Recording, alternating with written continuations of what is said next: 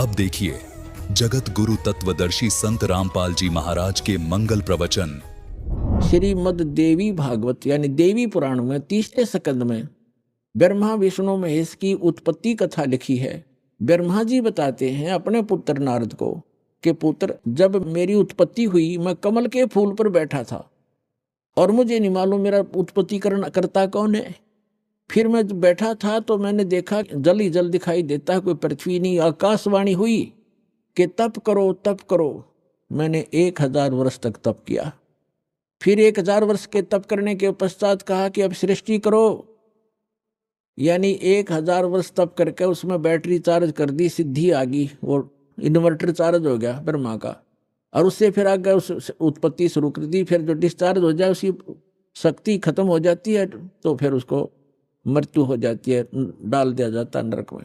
तो यहाँ जो ब्रह्मा जी ने, ये आकाशवाणी तो थी ब्रह्म की और इसने मान ली पूर्ण परमात्मा की, क्योंकि वो गुप्त रहता है, सामने आता नहीं। ये काल भगवान ब्रह्म, इसने आकाशवाणी कर दी तप करो तप करो। ये वेद में नहीं है।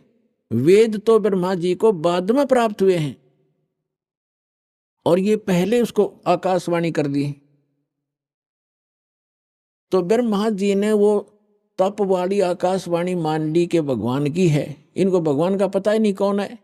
आज तक इन अपने पिता के दर्शन नहीं हो लिए, वो गुप्त रहता। उसने प्रतिज्ञा कर रखी है 7 में जाके 24 और 25 श्लोक में श्रीमद् भगवत गीता में प्रमाण है। तो इन्होंने सभी ऋषियों ने और इंक्लूडिंग विष्णु और शिव ने ब्रह्मा जी से ज्ञान प्राप्त है। इसको विद्वान मानते हैं ये कि वेदों का ज्ञान इसी को।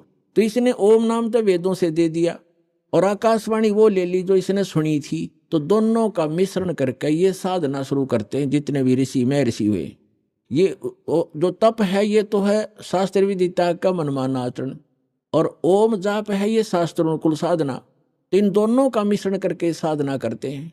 तो तप करने से तो इनको राज्य प्राप्त होता है। तप हठ योग करते हैं और उससे सिद्धियां भी आ जाती हैं। और ओम नाम के जाप से इनको ब्रह्मलोक प्राप्त होता है।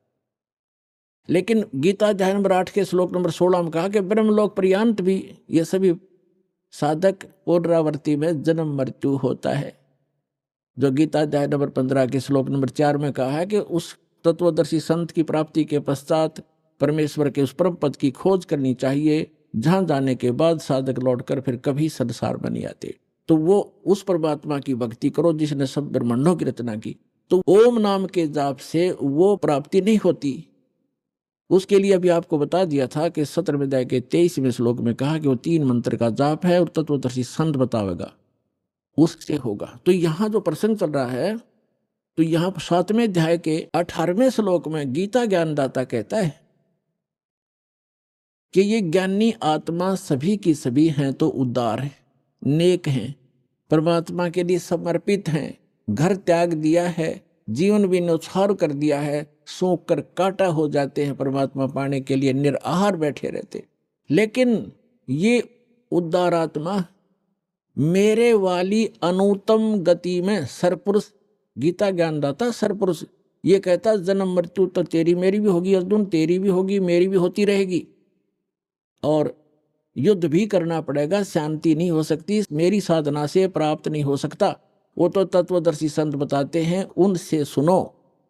तो तत्वदर्शी संत ना मिलने से कहते हैं कि ये ज्ञानी आत्मा है तो उदार, ये नेक आत्माएं हैं, परमात्मा के लिए समर्पित है।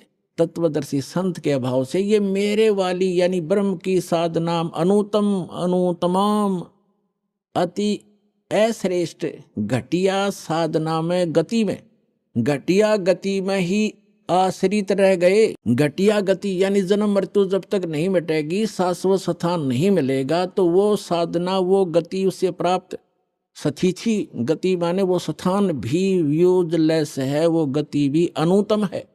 अरे इन्होंने यहाँ बुद्धि स्लिप कर गया। यहाँ से स्टार्ट हुआ था सत्संग कि जितने भी ये परमात्मा ने अनुवाद ही नहीं से करवा दिया, और जहां इनकी बुद्धि ने काम नहीं किया वहां इनकी बुद्धि स्लिप कर गई, इन्होंने अर्थों के अनरस कर डाले। तो उदाहरण के तौर पर ये है 7वें अध्याय का 18वें श्लोक में अनुतम शब्द है, अनुतमाम, अनुतम अनुतमाम यानी कति अश्रेष्ठ, बिल्कुल अश्रेष्ठ, घटिया। अनुतमाम का अर्थ होता है जैसे उच्चतमम, उच्चतम माने सर्वोच्च, और अनुतमम उत्तमम तो उच्च होना, अनुत्तम का कति घटिया होना चाहिए। तो इनने यहां कर दिया कि भगवान अपनी साधना को, क्योंकि श्री कृष्ण को सुप्रीम पावर मान रहे थे विष्णु जी को, अपनी साधना को अनुत्तम कैसे बताएगा, अश्रेष्ठ कैसे कहेगा। इसलिए इन्होंने शब्दार्थ बदल दिए, अनरस कर दिए। ये कह रहा है कि मेरी साधना भी अनुत्तम है, जन्म मृत्यु समाप्त नहीं हो सकती, युद्ध अर्जुन करना ही पड़ेगा। जहां युद्ध है वहां शांति कहाँ? तो 18वें अध्याय के 62वें श्लोक में वर्णित वो शाश्वत स्थान और परम शांति इस ब्रह्म की साधना से प्राप्त नहीं हो सकती। इसलिए 7वें अध्याय के 18वें श्लोक में अपनी गति को भी अनुत्तमम, अति अश्रेष्ठ, घटिया कह रहा है। और फिर तुरंत 7वें अध्याय के 19वें श्लोक में क्या कहता है? बहुनाम जन्मानाम अन्ते ज्ञानवान माम प्रपद्यते। बहुनाम जन्मानाम यानी बहुत ही जन्मों के अंत के किसी जन्म में ये ज्ञानी आत्मा, ज्ञानवान, माम प्रपद्यते, मुझ ब्रह्म की साधना करते हैं। मुश्किल से नाते नीचे की साधना को देवी देवता भूत पितर आदि में उलझे रहते हैं, तीर्थ व्रतों पर लगे रहते हैं।